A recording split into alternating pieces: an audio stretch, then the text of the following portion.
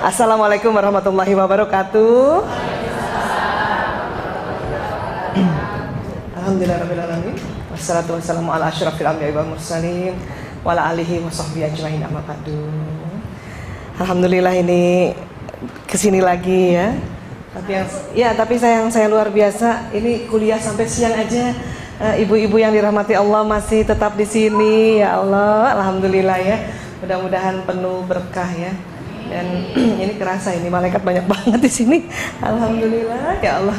Iya, kali ini saya mau melanjutkan kajian waktu itu ya. Waktu itu kita belajar apa yo? Otak. Bedanya otak laki-laki sama perempuan ya. Jadi masih banyak sebetulnya tuh. Masih banyak itu, saking banyaknya itu penelitiannya 10 tahun, bayangkan 10 tahun meneliti bedanya otak pria dan wanita ya. Masih ingat pelajaran lalu ya?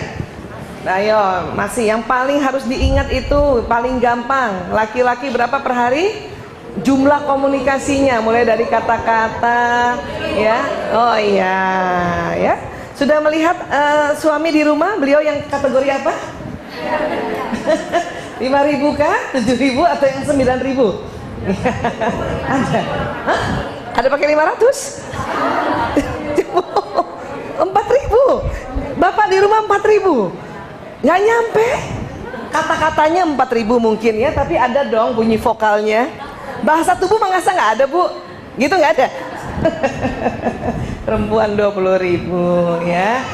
Ini yang perlu diingat ya. Siapa punya anak laki-laki pada sekarang ini? Nah ya, ingat waktu masih kecil sampai nanti umur 18 tahun, otak mananya yang berkembang duluan kalau laki-laki? Kanan. Kanan otak kayak apa bu? Betul, itu aja yang diingat. Otak santai, rileks, main, asik-asik aja ya. Sampai usia 18 tahun, barulah nanti di atas 18 tahun, otak kirinya sama dengan otak kanannya. Dimana otak kiri itu otak analisa, otak memikirkan, ya, otak menghitung. Jadi yang punya anak laki-laki masih SD, SMP, sabar sampai mahasiswa, ya. Ini yang harus diingat, ya.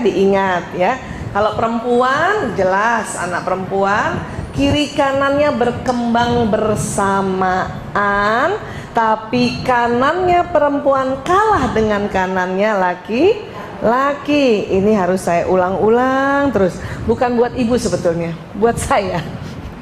Karena anak lakinya 4 ya. Iya, jadi saya harus ingat, ya Allah, anak lakiku 4. Kenapa Allah ciptakan laki-laki kanannya duluan yang mendominasi?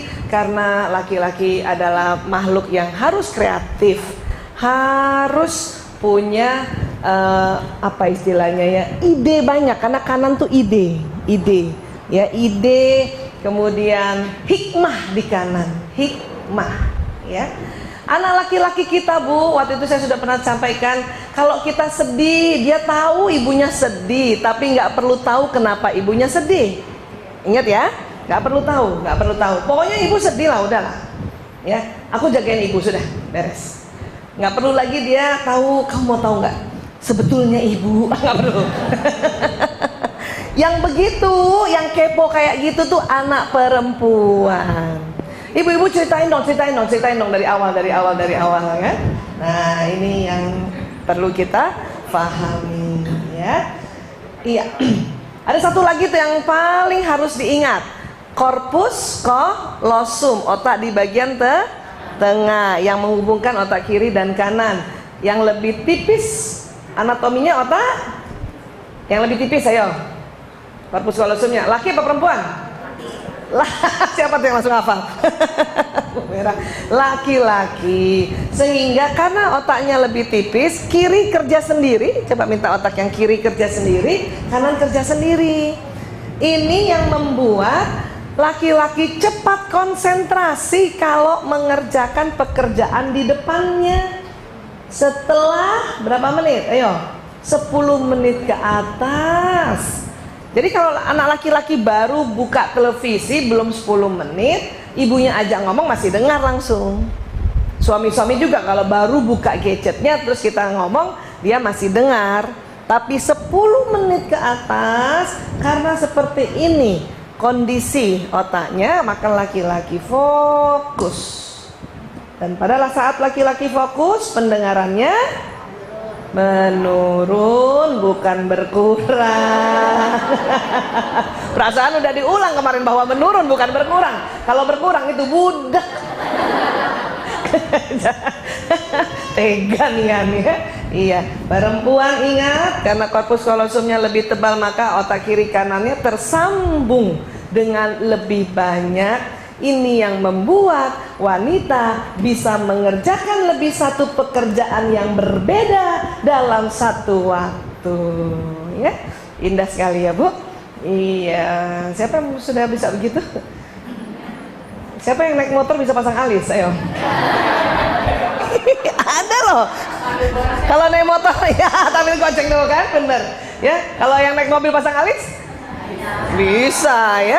Kebayang nggak kita udah naik mobil, pasang alis, dengar musik, kadang handsfree di sini masih jawab telepon, ngomong sama anak-anak, kadang tangan kita suapin anak-anak. Bisa gitu ya Bu ya? Iya, karena itu tadi Allah ciptakan secara anatomi korpus kolosum wanita lebih tebal 30%. 30%. Ya. Banyak yang tanya sama saya, kalau waria gimana Bu Aisyah? Tuh kan pasti nanyanya gitu.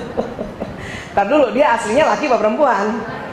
Kalau laki-laki tetap korpus kolosumnya lebih tipis. Yang membedakan adalah hormon ya, estrogen progesteronnya.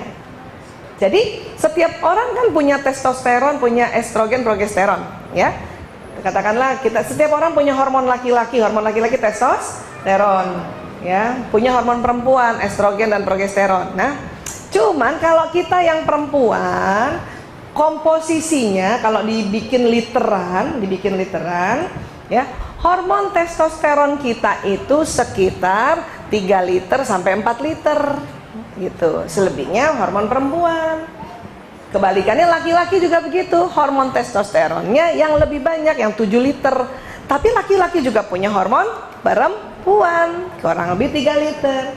Suatu ketika ada orang yang hormon, ini orangnya laki-laki, kemudian hormon estrogennya lebih banyak dibanding laki-laki yang normal, katakanlah jadinya 4 atau bahkan 4,5 liter, maka itu tadi ya, caranya sudah mirip perempuan. Apanya? Perasaannya.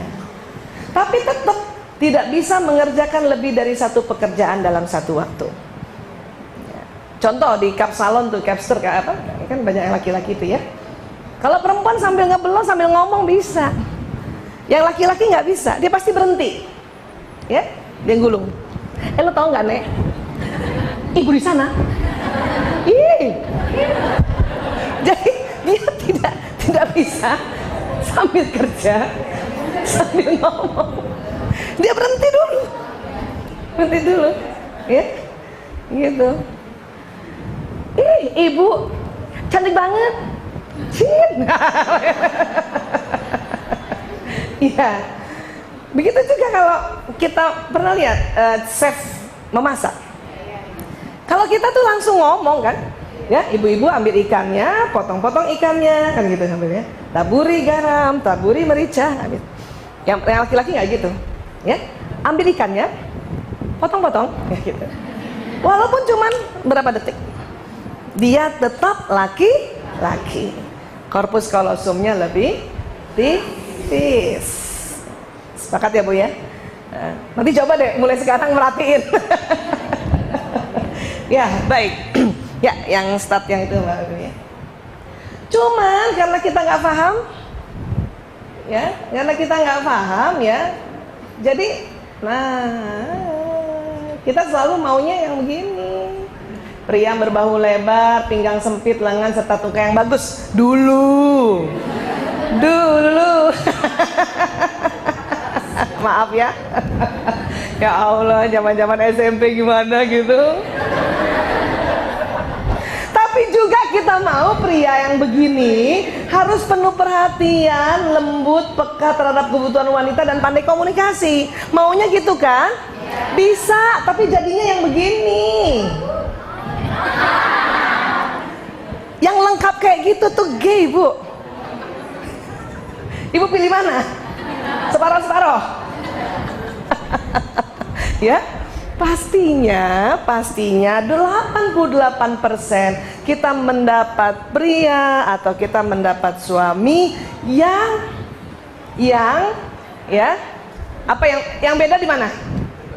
Jarang punya perhatian, jarang lembut, jarang mengetahui kebutuhan wanita, dan jarang pandai komunikasi.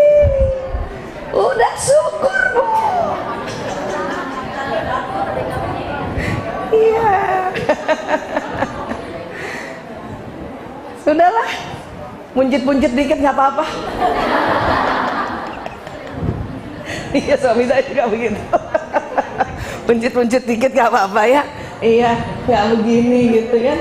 Iya, yang begini nih gay. Ini kesepakatan para ahli loh, bukan saya. Ya, jadi ya sudah. Tapi memang nggak bisa dipelajari, Bu Aisyah. Kira-kira bisa belajar nggak? Untuk suami lembu, punya perhatian, bisa. Itu kabar baiknya bisa dipelajari. Ya, bisa dipelajari. Cuman juga tidak bisa kita menuntut mereka seperti kita, ya. Ya, kita lihat lagi. Ya. Wanita kalau lagi kesel, lagi marah, itu susah berterus terang, Bu. Ya nggak? Waktu itu pernah saya cerita juga kan? Mama marah ya? Apa jawabnya, Bu? Nah tuh sama tuh. Coba kita kumpul semua wanita di dunia, ya, mau dia dokter, profesor, ya, psikolog, psikiater, apapun lah ya, yang katanya pandai-pandai memanage emosi, tetap mama marah ya? Enggak. Selalu memalingkan wajah, tidak bisa bilang iya. Tapi inilah cantiknya wanita. Mama marah ya? Enggak. Tapi udah kemana-mana mukanya. Daripada punya istri yang terlalu open, mama marah ya? Iya, mau apa? Coba 3 bulan begitu sama suami, Bu. Maaf ya. Kita yang salah dah tuh. Iya. Tapi pria berterus terang kalau kesel. Ayah marah ya? Iya. Waktu dia bilang iya, kita yang kaget. Ya. Perempuan harus ditanya berapa kali? 3 kali minimal. Pertanyaan pertama pasti bilang enggak. Pertanyaan kedua juga bilang enggak. Mama marah ya? Enggak. Dia tuh, kita berharap ditanya lagi 5 menit kemudian.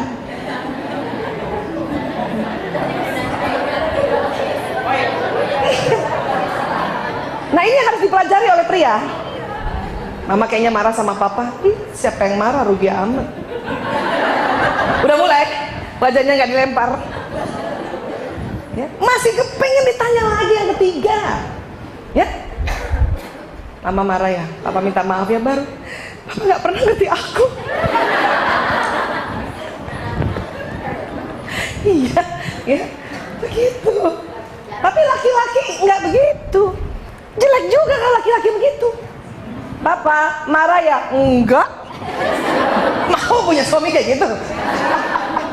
Papa marah sama mama. Ih, ngapain marah? Rugi amat. Mau suami gitu. Papa, mama minta maaf ya. Mama nggak pernah ngerti papa. Tuh hati saya. Makanya coba kalau dibalik gitu kan. Ih, aduh. Makanya nggak usah terlalu berharap. Aku ingin kau yang sangat lembut, papa, ini nggak usah deh, ya. Jadinya begitu, ya. Lanjut. Wanita bila tertekan butuh bicara, Bu. Makanya tidak boleh ditinggalkan. Kalau laki-laki, dia nggak mau bicara.